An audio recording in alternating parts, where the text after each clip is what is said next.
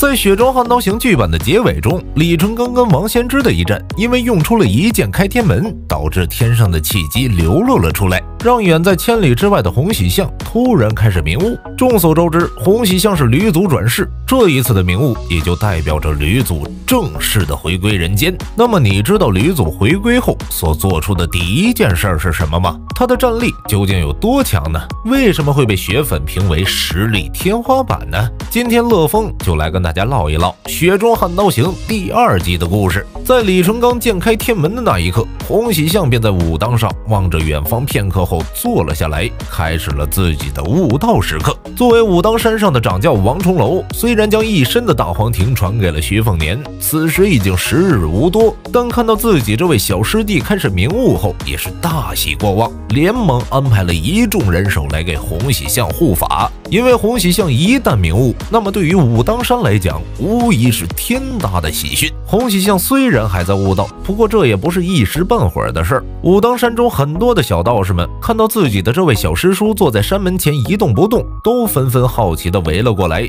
此时的洪喜相虽然看着一动不动，但是心神却已经飞到了9天云霄，找到了自己前世的身份和记忆，也逐渐地想起自己究竟为何在这个世上。随着时间一点一滴的流逝，洪喜相周身的气息越来越浓郁。随着吕祖气息逐渐的归来，此时的武当山上出现了一个异响，那就是安静了1000年的吕祖古剑散发出了龙吟之声。而今日的武当山又正是开放山门让香客前来上香的日子，因为此时正值真武大帝的诞辰，香客们为了寻求真武大帝的保佑络绎不绝。但吕祖古剑的颤鸣让香客们纷纷驻足观看了起来，而齐仙侠此时更是瞪大了眼睛，死死地盯着那柄已经500年不曾出鞘的仙剑。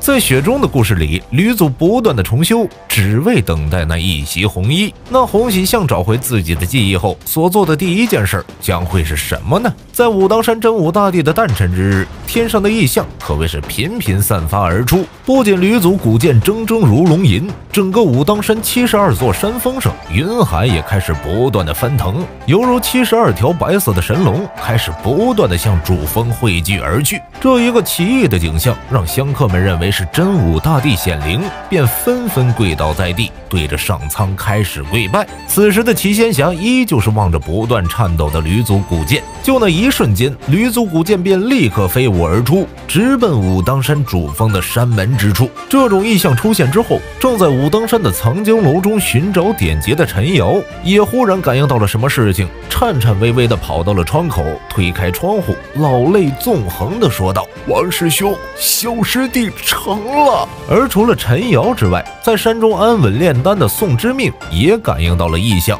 不再去管那一炉丹药，立刻扑通一声向着主峰方向跪了下去：“弟子宋之命恭迎祖师爷。”除了身在武当山的2人之外，正在带着李玉甫在东海闭关的于兴瑞也高兴地大笑了起来：“哈哈哈！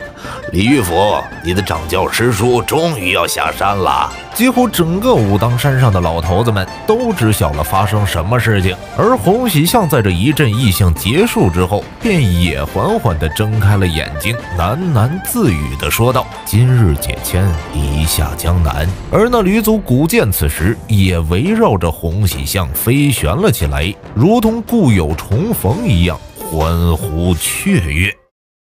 在雪中的故事里，洪喜相找回了自己前几世的记忆后，第一件事并不是立刻下江南寻找红衣，而是先行办了另外一件事。那么究竟是什么事情让洪喜相如此在意呢？在吕祖古剑围绕着洪喜相转了几圈后，洪喜相此时也是掐指一算，沉默了一会儿后，才缓缓吐出了一口气，手指向着吕祖古剑方向一抹，剑鞘就分离了下来。“你去江南，你去龙虎，我随后就到。”洪喜相轻轻地说了一声后，剑身向着江南飞走，而剑鞘则是向着龙虎山飞奔而去。安排好了自己的吕祖古剑后，洪喜相起身拍了拍尘土，此时一个体型十分巨大的黄鹤在空中盘旋了一圈，便落在了洪喜相的身边。洪喜相拍了拍身旁的黄鹤，便看向了江南的方向。“江南好，最好却是红衣。在骑上黄鹤之后，洪喜相便开始向着天际飞了出去。此时齐仙侠也已经有些蒙圈，看着天上那骑鹤的仙人，不由得惊骇道：“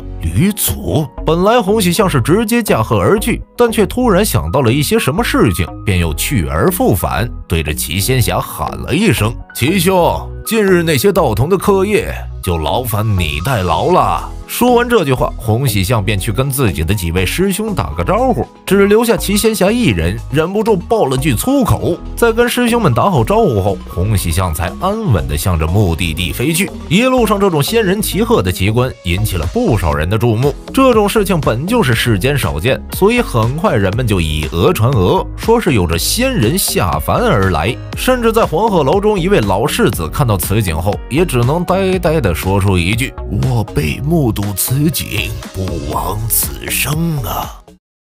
在雪中悍刀行的故事里，红衣徐之虎在嫁入江南后，便一直被冠上了荡妇之名，日子过得也并不如意，但他却也知道自己在等待着什么。此时江南的报国寺中，因为已经到了清秋时节中，那显眼的牡丹已经纷纷凋零了下去，仅剩下一些老桂还能够欣赏。此时有一袭红衣的女子带着一位小丫鬟站在了这棵老桂树前，欣赏着这还未凋谢的桂花。其实两人今日前来却并不是为了赏花，只是徐之虎不知为何就想要来报国寺中寻求一签，躲躲清闲。在主仆二人的聊天中，能够听出他们家中不少人在排挤徐之虎。这件事让那个小丫鬟是十分气愤，如果不是徐之虎拦着，这小丫鬟定要回去扇那荡妇一巴掌。其实她也理解自己这位主子在嫁过来后就一直看着夫家人的脸色，从未有过一句怨言，只能说这位主子脾气是有点太好了些。而就在两位主仆聊天的时候，一个阴沉的声音传入了两人耳中：“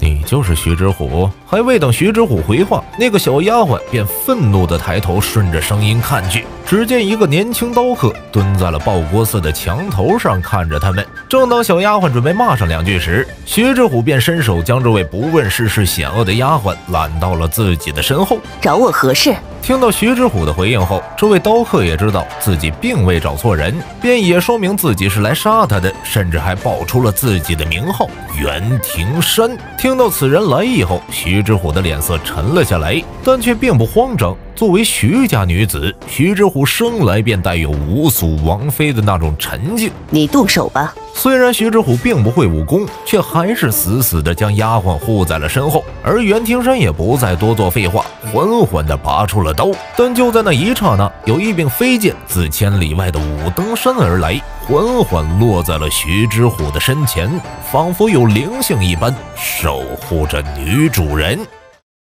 在雪中的故事中，袁庭山为了自己的前途，帮助赵皇朝去刺杀江南的徐之虎。本以为一个弱女子还不是手到擒来，但却怎么也没想到，这名女子竟然是整个江湖都没人敢惹的存在。在那把古剑落在徐之虎身旁不久后，洪熙相也骑着仙鹤落在了报国寺。此时袁庭山完全不敢做任何的动作，因为这把诡异的剑和那诡异的道士直接将袁庭山吓傻了。尤其是接下来的一幕，更是让袁庭山只能抽身离去。赵皇朝，信不信我洪喜相一剑斩断你赵氏气运？洪喜相看着东南方向，愤怒地说道。随着话音的落下，那柄古剑瞬间消失不见。而龙虎山的山门之前，先是有着一个剑鞘从9天之外坠入山门，随后就有一把古剑快速飞来，准确无误地插入到了剑鞘之中。古剑入鞘之时，整个龙虎山轰然地震动了起来。再接着就是洪喜相喊出的那一句话，一瞬间，龙虎山龙池中的气运金莲直接枯萎了9朵，就连天师府祠堂供奉千百年的祖师爷牌位都跌落在了地上。